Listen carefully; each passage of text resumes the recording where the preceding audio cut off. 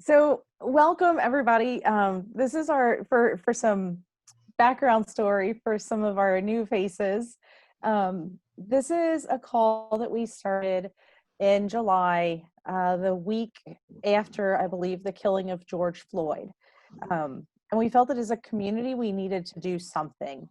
And as a community rooted in prayer, we went to prayer because that can move mountains and it can change things. It can change hearts, it can change minds, it changes who we are every time we pray.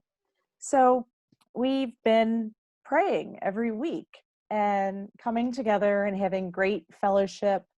We usually start with a prayer and move into sometimes a scripture or sometimes a video, and then open it up for discussion. We have a reflection question.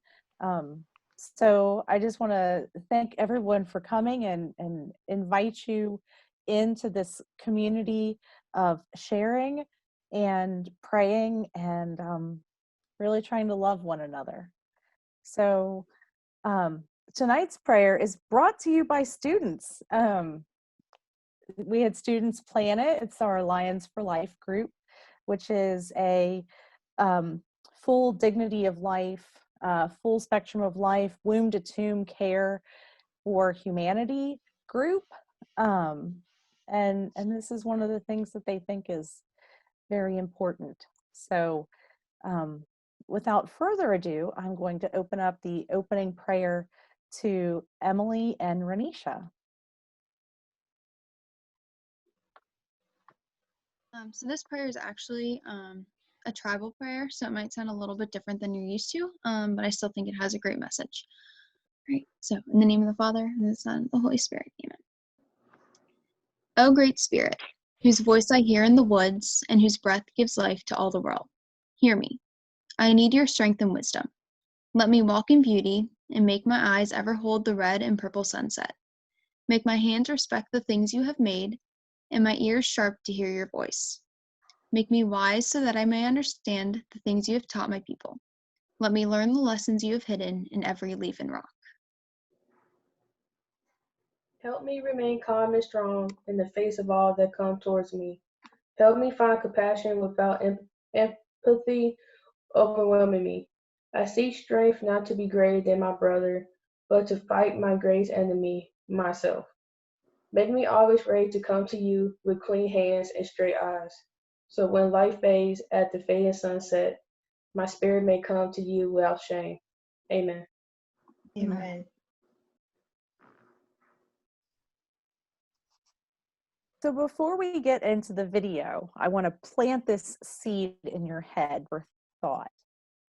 How can you be a wolf for change? So think about that during the video. And I'm going to attempt some awesome AV here.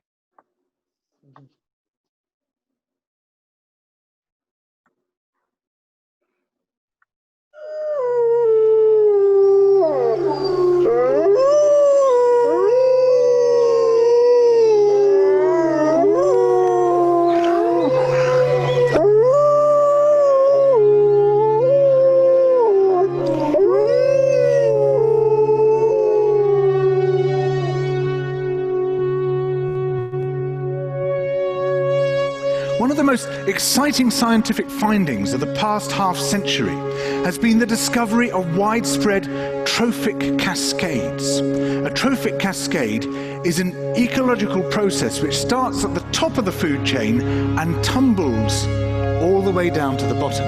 And the classic example is what happened in the Yellowstone National Park in the United States when wolves were reintroduced in 1995.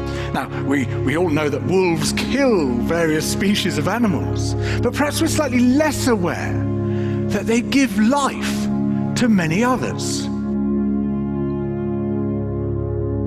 Before the wolves turned up, they'd been absent for 70 years, that the numbers of deer, because there was nothing to hunt them, had built up and built up in the Yellowstone Park, and despite efforts by humans to control them, they'd managed to reduce much of the vegetation there to almost nothing. They'd just grazed it away. But as soon as the wolves arrived, even though they were few in number, they started to have the most remarkable effects. First, of course, they killed some of the deer, but that wasn't the major thing. Much more significantly, they radically changed the behavior of the deer. The deer started avoiding certain parts of the park, the places where they could be trapped most easily, particularly the valleys and the gorges. And immediately, those places started to regenerate. In some areas, the height of the trees quintupled in just 6 years. Bare valley sides quickly became forests of aspen and willow and cottonwood. And as soon as that happened, the birds started moving in. The number of songbirds and migratory birds started to increase greatly. The number of beavers started to increase because beavers like to eat the trees. And beavers, like wolves, are ecosystem engineers. They create niches for other species. And the dams they built in the rivers provided habitats for otters and muskrats and ducks and fish and reptiles and amphibians. The wolves killed coyotes, and as a result of that, the number of rabbits and mice began to rise, which meant more hawks, more weasels, more foxes, more badgers. Ravens and bald eagles came down to feed on the carrion that the wolves had left. Bears fed on it too, and their population began to rise as well, partly also because there were more berries growing on the regenerating shrubs. And the bears reinforced the impact of the wolves by killing some of the calves of the deer. But here's where it gets really interesting. The wolves changed the behavior of the rivers. They began to meander less. There was less erosion. The channels narrowed. More pools formed. More riffle sections, all of which were great for wildlife habitats. The rivers changed in response to the wolves. And the reason was that the regenerating forests stabilized the banks so that they collapsed less often, so that the rivers became more fixed in their course. Similarly, by driving the deer out of some places and the vegetation recovering on the valley sides, there was less soil erosion because the vegetation stabilized that as well. So the wolves, small in number, transformed not just the ecosystem of the Yellowstone National Park, this huge area of land, but also its physical geography.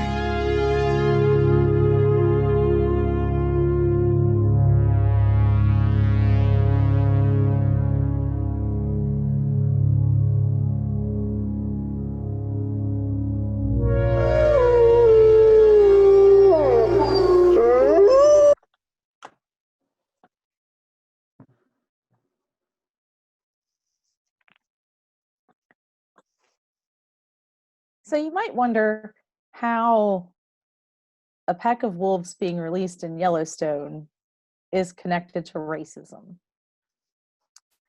And really, it's about the positive change that the wolves created in Yellowstone. So our question for discussion is, how can you and your positive change help to overcome racism? And how does your radical change as a wolf transform the world we live in for the good?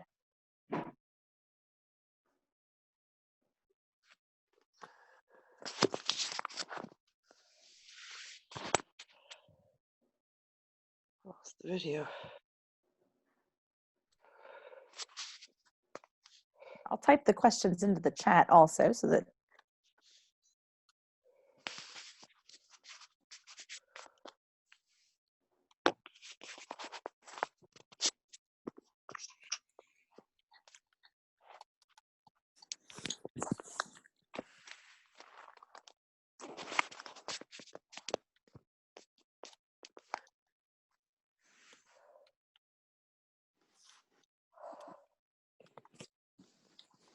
Michelle, are we going into chat rooms or are we all going to just stay as a large group? I think we can just stay in a large group. The Okay. sharing seemed to turn out really good when we did that last night. Was that just last night? Yes. Yeah.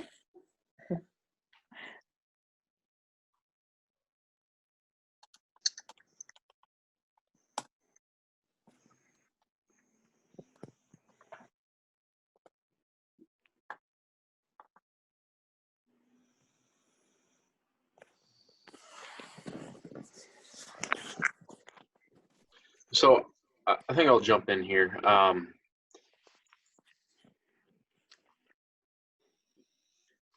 So the thought that came to my mind was more so about my teachers growing up, and how there's one teacher in particular, happened to be a Mount graduate, that really made a huge difference in me, and just showing care and compassion and support and respect. And it's one of those where, is it a direct correlation? I don't know. I've not experienced racism, but I can understand what a positive role model and a positive individual in one's life can do. And so, we're sitting here 20 years after this teacher made an impact in my mind, in my life, and this is what my mind goes to. We all likely have a positive source of energy, a positive person in our life that's made a difference. And it's everlasting. And we can always lean into that. So, I like to think that I can be a positive change for others as well. But I, at the end of the day, I'm not sure. But I want to be able to look in the mirror and know that I've done what I can to make a positive difference. I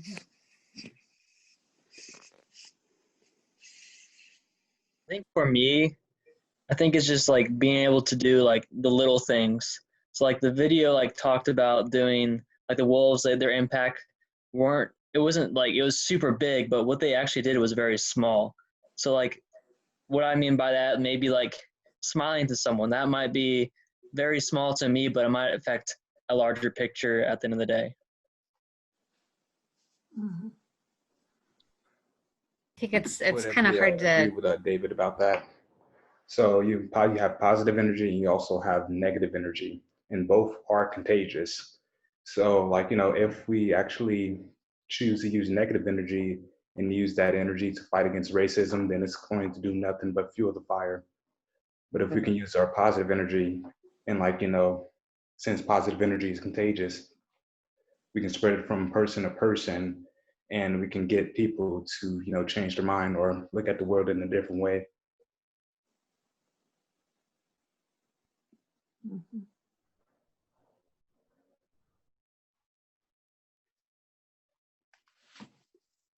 For me, it's having conversations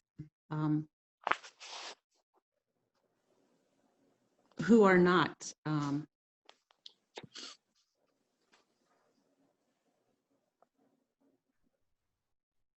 okay.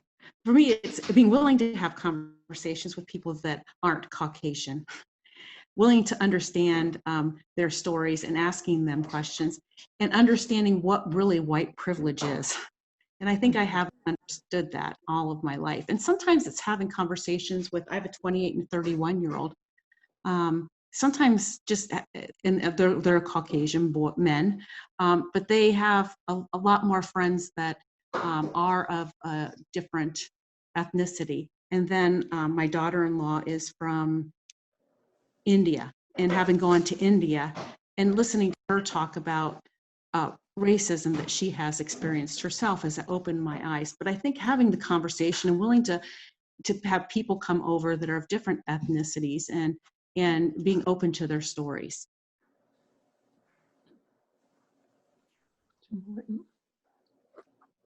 Yeah, Teresa, I have to echo that.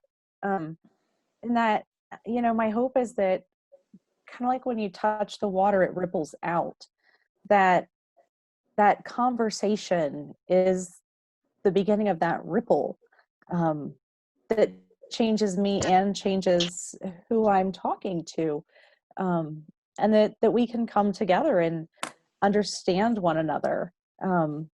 Because I think that when we're understanding, when we're in dialogue, we're not fighting, and I really think that that's on our shoulders to understand the experiences that others have. So, of course, we all know why the wolves were not there, right? They were allowed to be killed. That there was an aggressive movement to rid the Yellowstone Park of the wolves. And of course, that was not a good idea. And bringing the wolves back looked to create, to return that area to its, let's call it the Garden of Eden, return it to its natural state. And I think it's human nature to be racist, maybe, but we know that children are not born racist. Yeah. So we have to learn that. And maybe when we learn to be racist, it's kind of like taking the wolves out of the park and making things unnatural. And so, anyway, but I would point out also that the wolves actually did something. I mean, they did what was natural. And so we need to make our actions, we need to stand up for things, but it needs to be natural. I like what Georgiana was saying about just kind of the purpose of the wolves. And I mean, if we think about it, I mean, and back on the ripple effect, the wolves just did what they're meant to do. I mean, the wolves weren't thinking that they're going to bring back rabbits. They weren't thinking that they're going to bring back trees. They were just thinking, deer, food, awesome. That's what wolves are meant to do. And I think if we look on it of just kind of what are we called to do as Catholics? I mean, we're called to love others. We're called to listen. We're called to be empathetic. And I liked what Georgiana said is that, I mean, nobody is born racist, but I think that's something that has just been so ingrained in how we're raised, and to the point that we often don't recognize it. And I think if we just strip back to what's our purpose and what are we supposed to do as Catholics, and just move back to that, and maybe I think it takes some work. I don't think it's as natural as what the wolves do, because the wolves are in that natural state and they're doing what they're meant to do. And many of us have been raised in ways that I don't think anyone intended us to be racist, but it's so ingrained, it's so systematic. And I think many of us really struggle to not be in many ways, just because of what we've learned implicitly over the years, that it takes a little more work. So I think we really do have to work to try to be what we're meant to be and what we're called to be. Mm-hmm. Well, and I think going back to what Mason said, it always reminds me of Gandhi, of be the change that you want to see in the world. And the wolves were just being wolves. And if each one of us would have the courage to be who God really created us to be. You know, recently we were having this conversation at the Mount about our strategic plan, and we were talking about, you know, a beacon. And so as academics do, it's like, well, what is a beacon? How do we define that? What do we really mean when we say it's a beacon? And I'm sitting there thinking, but I didn't say it because I knew I shouldn't. But I was like, for crying out loud, what do you mean what's a beacon? A beacon is what Jesus said when he said, you are the light of the world. You are a city set on a hill. No one lights a lamp and puts it under a bushel basket. So be a light and shine to the world for all to see. That's what a beacon is. That's what Mount St. Joseph is. And if we take the time to really and truly make sure that every person is treated as the gift of God that they are, we're not going to change the whole systemic racism, but we'll make a chink in it, and we'll make a difference at the Mount. And, you know, I recently met Mason's mom. And I think Mason, your brother's name is Jeremiah. And I just thanked her for raising such a wonderful son. And she was so happy, and I really meant it. I wasn't saying it to be nice or politically correct or any of that, but to me, if we just affirm people for the good they are and the good they do, I think the most difficult job on the face of the earth is being a good and loving parent, a good and loving father, a good and loving mother. And to me, if we just affirm people for the good that they are and the good that they do, it just makes a world of difference. Sister Karen, I think I have to agree with you about affirmation of people. One of the things that I try desperately to do is to affirm the students, to let them know that personally I'm proud of their effort and their work, and that the institution is proud of them going forth. Um, Jumping back into my sociology mode, look at this issue with the wolves and the rebirth of this whole area. We have a manifest uh, happening, the reinstitution of the wolves. But the latent consequences that come from that are so enormous and so unintended, uh, not as the original intent, but it's just such a wonderful evolution of things. And I think that, sometimes we feel that how can we make a change in the world? The world is so large, over 7 billion people. But if we make that change to one person, if we make that change to a classroom of students, to a graduating class, uh, to the students that come through the Mount, we've made a tremendous change in the world. And we find it coming back to us. And I'm sure Matt does, because he's in contact with the alumni and he sees how the Mount has impacted around the world. Mm-hmm. Yeah. I would just like to point out that you can have a negative impact too. Removing the wolves, I mean, we're not saying we should do that, but you can have an effect for bad as well. And that's what happened, which is why things went the way they did. So, I mean, that's maybe obvious, but doing something that is unhelpful can have as equally negative rippling effect. Mm-hmm. Absolutely. Coming from a communication perspective, the majority of the students I have are students in spoken word. And that is, for most of them, the only real communication focused class that they take. And, so some of it is about public speaking and the power of your public voice.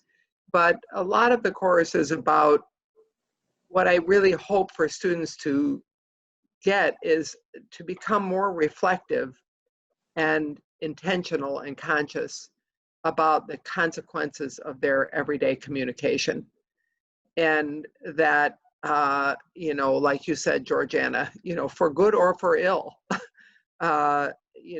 what we say and how we say it and what we communicate non-verbally, it impacts, in such a vast and unpredictable way. The immediate person that we communicate with and well beyond. And so to be more conscious of how consequential every bit of our communication is, I think is really, really important. The most casual comment or a careless comment or joke or an affirmation or, but all of it matters. It's all powerful. So you know, it's something I think about a lot, and that, you know, I hope for students to be able to take seriously and recognize. So whether it's as a parent, you know, how powerful is a parent's communication, or a teacher, or a healthcare provider, or, you know, with your friend, or whatever, you know, these everyday small bits of communication. And then beyond that, you know, deciding to have a, you know, have a public voice, you know, deciding to go and speak up at your PTA meeting, or the Board of Education, or go to the city council meeting and, you know, voice your view. I mean, all of that is so powerful. And so in small or larger ways, I think, you know, I just think that that's something really important to reflect on. It strikes me in the video that, you know, when the wolves were removed, there was an imbalance in the ecosystem, so that as it no longer existed as it was intended to be. So when the wolves were reintroduced, there became a more natural coexistence, if you would, within that habitat, within that ecosystem or ecosystem. And when you think about human beings, part of what I think has disrupted is the whole relationship piece, is a need for power, a need for control, a need to be better than. And I think that goes back to the beginning of the, if you read in the Bible, the story of Cain and Abel. I mean, it's part of our human condition. It is not an excuse for not making things better. But so I think it's so that it's the intention with which we approach other human beings. How can we come together for good? And how can we help to create a more balanced system so that everyone has what he or she needs and has the opportunity to succeed and make a difference? A part of that does lie in the language, the way people are spoken to. If someone's put someone down long enough, that individual's going to feel put down for whatever that reason may be. It may be the color of his or her skin. It may be his or her intellectual ability. It may be countless things. But so part of the way to be the change is in the individual interactions that we have, but also I think trying to create within the environments where we are a system that does provide equal opportunity for the people who are part of that system. And sometimes that's small. It might be within an individual school. It might be within the university. How are we assuring that every student has the opportunity to succeed? So just my thought tonight. And that everybody has a voice, and that everybody feels that they can, that has the freedom and is empowered to use their voice. You know, I think people often feel silenced, and for good reason, you know, so we all lose by not hearing the voices of all. Yeah, that's right, Linda. Mm-hmm. Sister Karen and Sister Barbara, you make me miss the Mount so much. I graduated in 1985, so I'm celebrating my 35th year. I should be at the Mount right now. But I have to say, I really formed myself at the Mount. I came from Little Worcester, Ohio, and came down to Cincinnati for school. And I have taken so many things with me from the Mount that I was taught. So know that when you are teaching at the Mount, we remember these things. And one of the things that I always remember to approach every human being as a biological, psychological, social, and spiritual being. And I say that all the time. Every time I have a nursing student, I say, the best thing I was ever taught at the Mount was each person you encounter. Every person you encounter is a biological, psychosocial, spiritual being. And when one of those things is suffering, one of those parts is suffering, pretty much they all suffer. So so if we approach everybody like that, we will be treating people the way we want to be treated.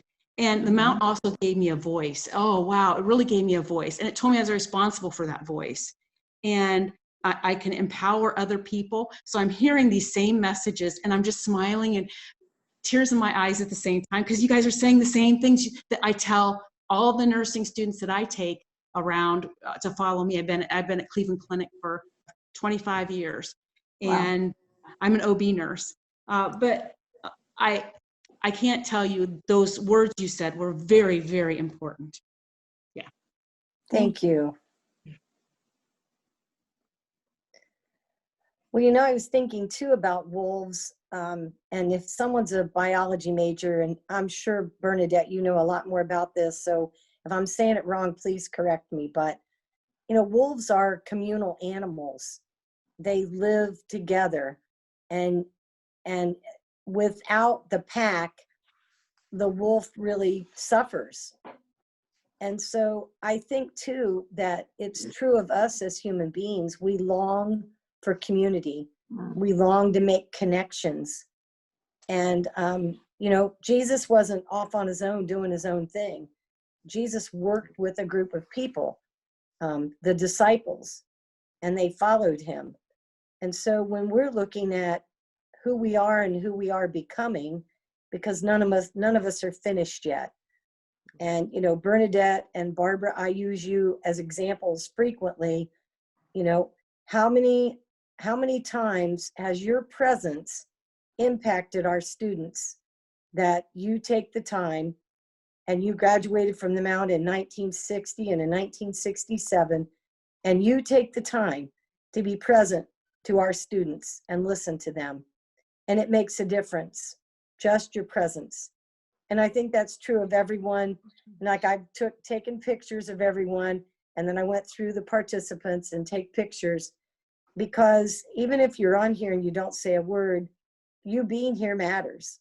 It makes us stronger. It gives us energy. And speaking of the students, and I'm going to do this. So Emily, I'm going to pick on you first because you're on my screen, but I'd like to hear from the students. What do you think? Okay. So just kind of a funny thing, this video actually came from me. It was something that was assigned in my environmental ethics class this semester. And I'd actually set it aside as a mission ambassador prayer if I took one. But when this came up, I thought it would be a really good example. In the past couple of years, I've had the opportunity to work in a setting that I never thought I would. One was at Westwood, where I worked with students who were of actually a bunch of different races than me. So it was a really formative experience as a person, as a future educator. It kind of opened my mind to a lot of different things, especially like socially and economically in those neighborhoods. And then more recently at the Mount through service learning, I was in Northside, a local organization that was helping kids in low-income families kind of learn how to read and find their voice. So another formative experience for both reasons, and in a place that I don't come from, with people that are very different from me. So when I saw this video, what kind of popped out to me was like, yes, the wolves were taking very small actions, kind of mimicking what I was doing, taking small actions in those places. But what they ended up doing was they changed the landscape, but they changed the behavior and the behavior of the landscape. And like when you change the behavior, especially like thinking in terms of kids and how you impact other people, to change the behavior, you have to change how they think. And if you change how they think, you get into their minds, they respect you, all this other stuff. And so it was kind of an interesting video from that perspective, especially Sister Karen, I remember you saying this, that she works at the Mount because we're the people who are going to be in charge.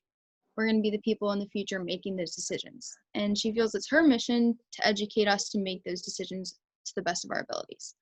And so that's kind of what this video said to me, like, it's going to be our responsibility soon. So we have to be able to change the behavior, not for the long term, not just the thoughts for the short term. Thank you, Emily. How about you, Kaylee? The only thing that really comes to mind as soon as like we got done watching the video and I read that question, something my Sunday school teacher used to tell us all the time was that you may be the only Bible that some person sees ever.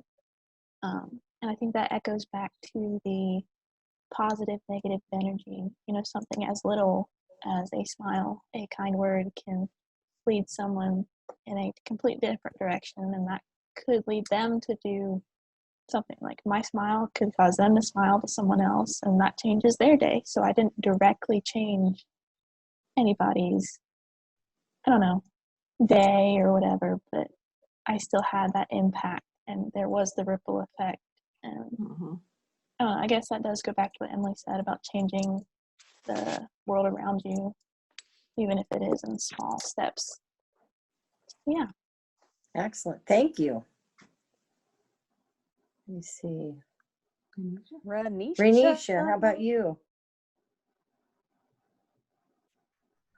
For me, how can I would say for me, like how I can make a change to like overcome racism is just by like joining the chat, like because yesterday with Emily and Michelle, like they were my first time ever like help playing the prayer, and I wanted to like give back to like the people at the Mount, or maybe like alumni who like went to the Mount, because I have seen God blessings like past like couple of weeks, like He had blessed me in my life, so I felt like I should like give back the blessing that I have, what God gave me, because I don't know, I just feel like, because I believe in good karma, so like what you do into the world come back to you, and then like make a ripple effect towards other people in their lives, especially what we're going through now, like cause I invite people to come to this meeting, like I invited Mason because I know he would be a great like asset to the meeting, because I know he's very positive and want to bring change to the world. And I spread it to other students to come too, so they see that like other people just like them. Thank you. How about you, Marie? I would have to say, first of all, Emily, that was a great video. And I think all the metaphors that we brought up are really, really cool, like how the video relates to what we're talking about. I would say some of the things that we can do to like make a change, similar to like what Kaylee and David said, was just, you know, like you just never know like how a smile or just saying hi to someone could like change their day. And what else? I feel like I forget everything that I was gonna say, but just doing things like this meeting, just little things like that, and being inclusive can really help make a difference. Excellent. Thank you. And David, we heard from. And Judy and Helen, I don't know if you're students or alums. This is Judy. I'm a 1973 graduate, so I'm no longer a student. Way beyond that. Well, you're a student of life now. A very long life, yes. Thanks be to God, yes. How about you, Helen? Are you an alum or a current student?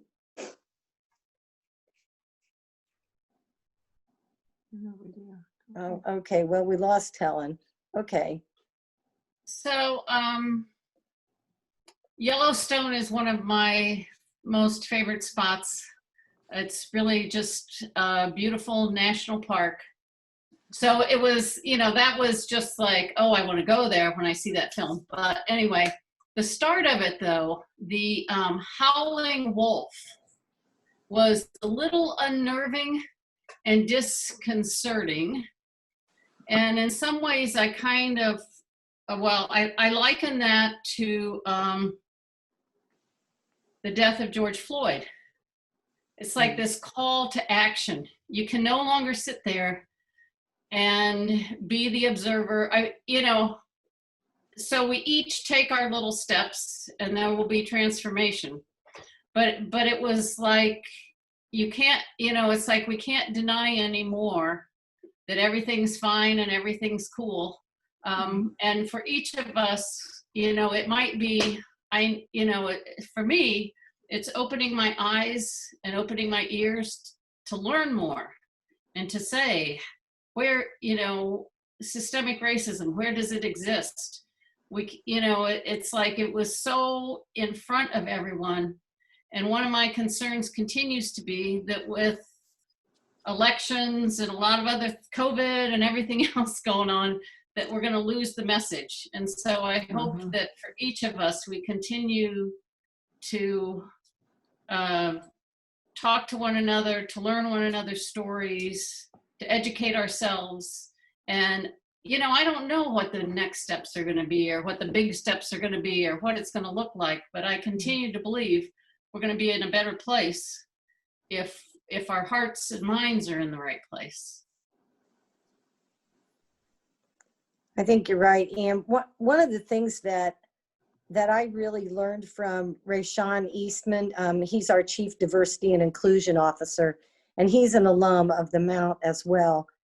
And we were in a meeting with him talking about privilege. And he really helped me because he didn't talk about white privilege, and he flipped it and made privilege something positive. And he said, we all have privileges. If you have, if you come from a nuclear family, that's a privilege. If you're well educated, that's a privilege. But he talked about, what do we do with our privilege? How do we use our privilege to give other people an advantage? And how do we use our privilege to do what every single person on this Zoom has talked about, making the world a better place? And I love that idea because I think that's constitutive and foundational to the Mount. The Sisters of Charity in 1920, honestly, they were brilliant women, but they had no clue they were starting this big university. They were responding to a need. They were using their privilege as a group of religious women who came together to help educate women in 1920, because women didn't have the privilege of being educated in 1920. And especially Catholic women, there was so much prejudice and hate against Catholics. And so they addressed a need by using their privilege to use that to lift other people up. And I'm excited that, here we are 100 years later. And I guess to me, what I hope we can continue is, how do we use our privilege as the Mount St. Joseph University? We have a tremendous reputation. We have some of the finest alumni, amazing men and women. And how can we as a community reach back and lift up people today who can be given a blessing from God by us sharing our privileges with them? So I thank Rayshawn for giving me that insight, because prior to him talking, I was thinking of privilege as something I should be ashamed of rather than something I should use to lift other people up. So I'm sorry Rayshawn's not on the call tonight, because he has already been a tremendous influence on our Mount community. And I'm so grateful that we hired him to work and minister with us.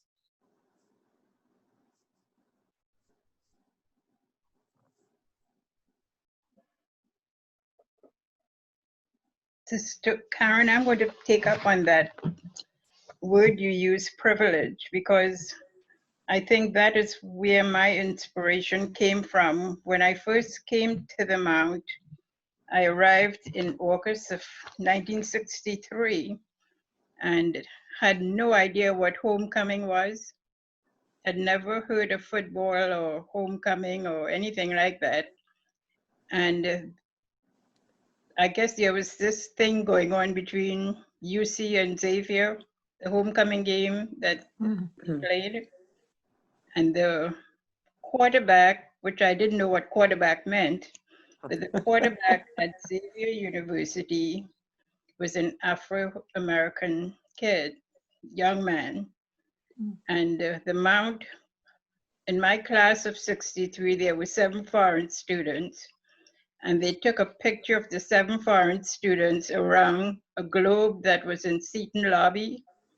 And that picture of the 7 of us around the globe pointing to the country we came from was published in the Catholic Telegraph as, the Mount was showing off, I guess, their new foreign students. It was the first time they had as many foreign students in their incoming freshman class. So this guy, who was the quarterback at Xavier University's football team, saw the picture, and for whatever reason, he decided to invite me to the homecoming game. And I didn't know what homecoming was. I didn't know what football was or anything. And when the word came that I got this invitation, the people in my freshman class went wild. And they said, the quarterback of the Xavier football team invited you to homecoming. What are you going to say? And I said, I'm not going there. What do you mean? I don't know what that's about. And it's cold out there. And I don't like the cold. I've never been in the cold. I've never seen snow. I don't even have a coat, which I didn't. I didn't have any winter clothes or coat or anything. Wow. And they said, oh, you have to go. You just have to go. And they decided that I was going to the football game with this quarterback, whoever he was. So they fixed me up. And I had clothes to wear, I had coat, I had scarf, boots, everything. Dressed me all up and sent me off to the football game. And I guess, I guess it's a carpool where there were other people from the, anyhow, they came in a car and picked me up. And I went to this football game. And because the guy was playing, his best friend sat with me in the stands, and I froze to death. I don't know what happened. I hated it. I just cried, and I wanted to go back to school. And then we had to go visit the dorms at Xavier were open for homecoming, and we were invited to go see the dorms or something. And I said I did not want to go.